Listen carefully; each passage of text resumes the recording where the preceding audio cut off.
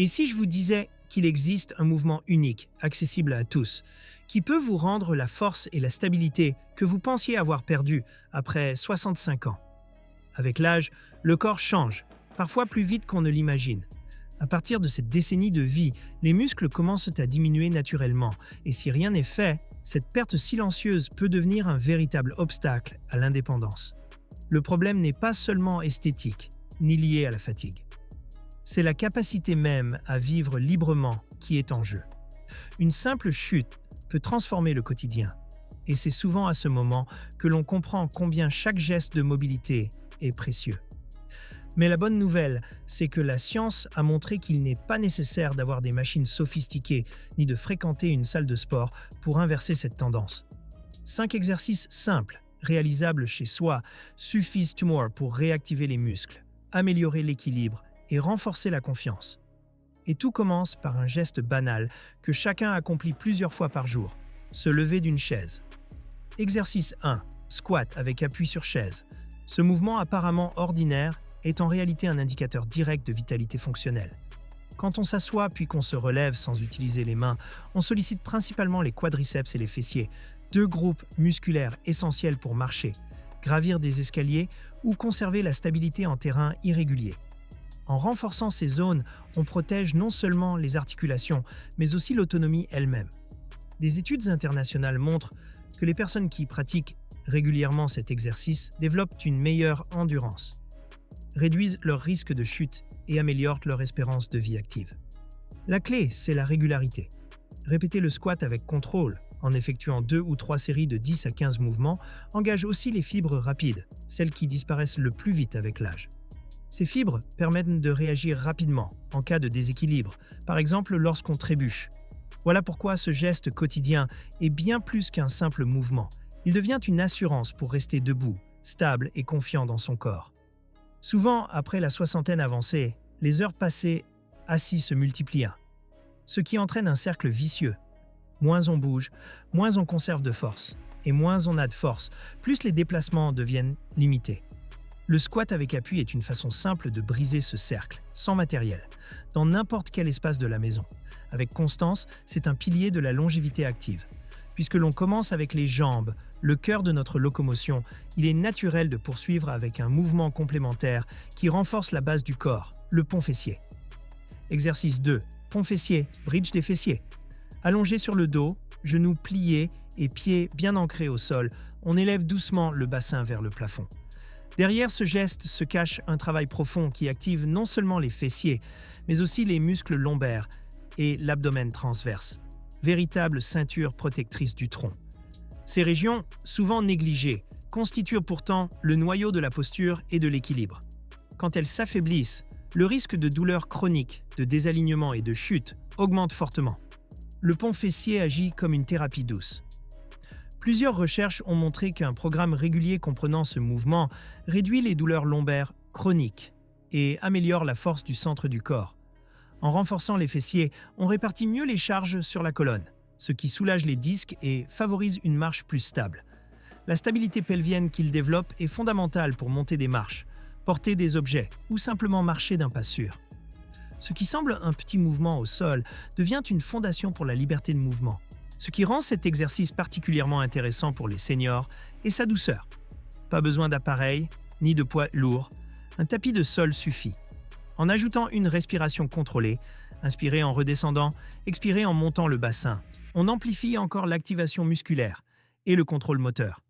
Réalisé 2 à 3 fois par semaine avec 10 à 15 répétitions par série, le pont fessier redonne de la force là où le corps en a le plus besoin. Exercice 3. Planche latérale. Ici, il ne s'agit pas de tenir le corps face au sol, mais de le soutenir sur le côté, appuyé sur un avant-bras et le bord des pieds. La planche latérale met en avant un groupe de muscles souvent ignorés, les obliques. Ces muscles diagonaux stabilisent le tronc lors des rotations, maintiennent la posture et protègent des chutes latérales, qui représentent une cause fréquente de blessures après 65 ans. Ce mouvement oblige le corps à activer en profondeur les stabilisateurs de la hanche et de la colonne. Contrairement aux exercices dynamiques, il repose sur la contraction isométrique. Maintenir une posture sans bouger. Cela permet de renforcer sans choc articulaire, un avantage décisif pour les personnes plus fragiles. En tenant 15 à 30 secondes de chaque côté, 2 ou 3 fois, on bâtit un noyau solide qui améliore la coordination et l'équilibre. Il est frappant de constater que ce ne sont pas toujours les jambes qui trahissent le corps en cas de chute, mais le manque de gestion du centre de gravité. La planche latérale corrige justement cela. En pratiquant régulièrement, on apprend à contrôler la position du corps, à stabiliser la colonne et à mieux gérer chaque pas, chaque torsion. La posture devient plus droite, le déplacement plus sûr, la confiance revient. Avant de passer au prochain exercice, j'aimerais vous inviter à participer activement. Si ces conseils vous parlent, prenez un instant pour vous abonner à cette chaîne. Ensemble, nous construisons une communauté d'hommes et de femmes qui refusent de laisser l'âge dicter leurs limites. Dites-moi aussi dans les commentaires, parmi ces premiers exercices, lequel vous attire le plus? Celui qui vous semble le plus facile ou au contraire, celui qui vous semble le plus nécessaire? Votre retour est précieux et inspirera d'autres personnes à essayer. Exercice 4. Élévation latérale de jambes. Ce mouvement, simple en apparence, cache un rôle essentiel dans la stabilité de la marche. Allongé sur le côté ou debout, avec un appui léger sur une chaise, il s'agit de lever une jambe latéralement en gardant le tronc droit. Ce geste active un muscle souvent oublié, le moyen fessier. Contrairement au grand fessier puissant et explosif, le moyen fessier est le gardien discret de l'équilibre. À chaque pas, il stabilise le bassin. Quand il s'affaiblit, la marche devient hésitante, le corps oscille et les chutes se multiplient. Les études en physiothérapie montrent que le moyen fessier est l'un des premiers muscles à s'atrophier avec l'âge, surtout chez les personnes sédentaires.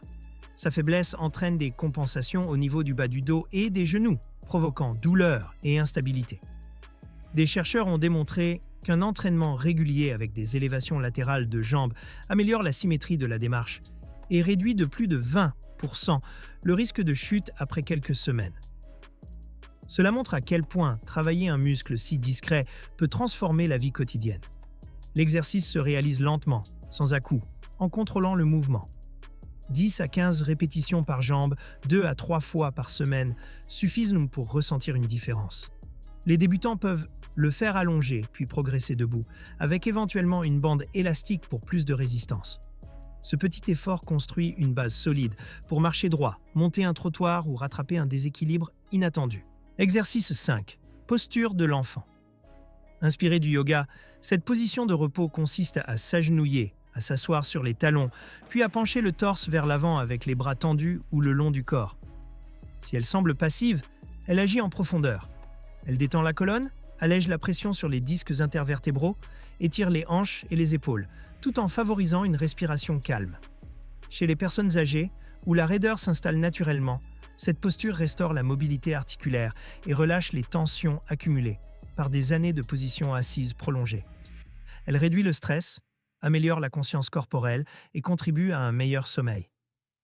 Des recherches en sciences du mouvement montrent qu'elle diminue la pression artérielle, réduit les hormones du stress et améliore la souplesse globale. Adaptable à tous les niveaux, elle peut se pratiquer avec un coussin sous les genoux ou un support sous la tête pour plus de confort. Même 2 minutes suffisent pour ressentir un effet de légèreté et de libération. Avec ces 5 exercices, on couvre les aspects essentiels de la mobilité. Après 65 ans, force des jambes, puissance du tronc, équilibre latéral et relâchement des tensions. Ensemble, ils forment une routine simple qui demande peu de temps mais offre beaucoup en retour. Marcher sans peur, se relever sans effort, retrouver la confiance en son propre corps. Et vous, dites-moi, parmi ces mouvements, lequel pensez-vous intégrer dès aujourd'hui? Est-ce la posture de l'enfant pour retrouver le calme ou bien les élévations de jambes pour marcher avec plus de stabilité? Votre expérience personnelle est la meilleure preuve que chacun peut progresser et vos témoignages peuvent inspirer ceux qui hésitent encore à commencer.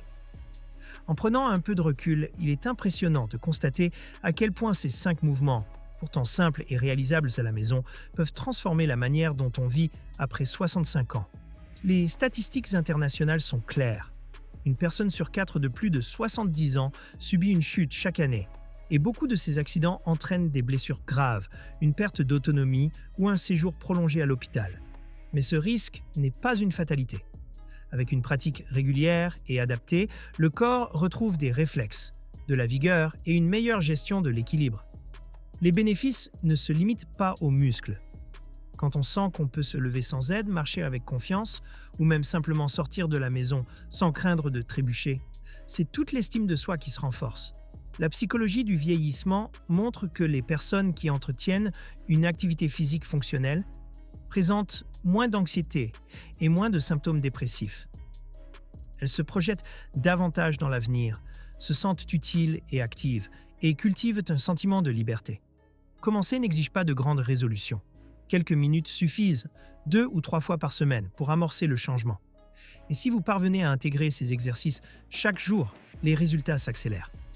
La régularité prime toujours sur l'intensité.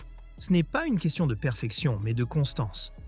Faire un squat avec une chaise, pratiquer un pont fessier ou une planche latérale, même imparfaitement, reste 1000 fois plus bénéfique que de ne rien tenter du tout. Et souvenez-vous, il n'est jamais trop tard.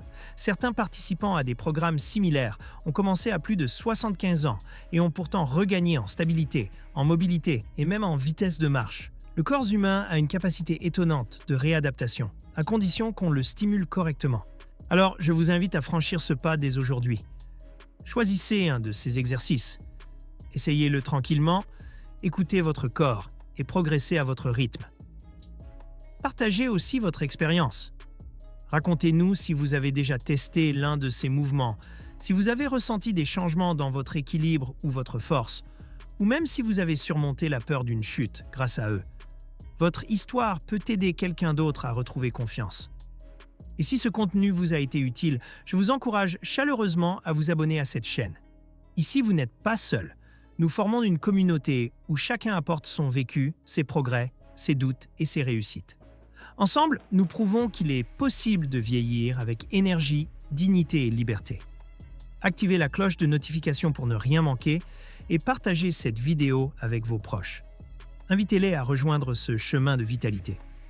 En fin de compte, la clé d'une vie longue et active ne réside pas dans des recettes compliquées ni dans des promesses miraculeuses, mais dans la volonté de bouger un peu chaque jour, avec intention.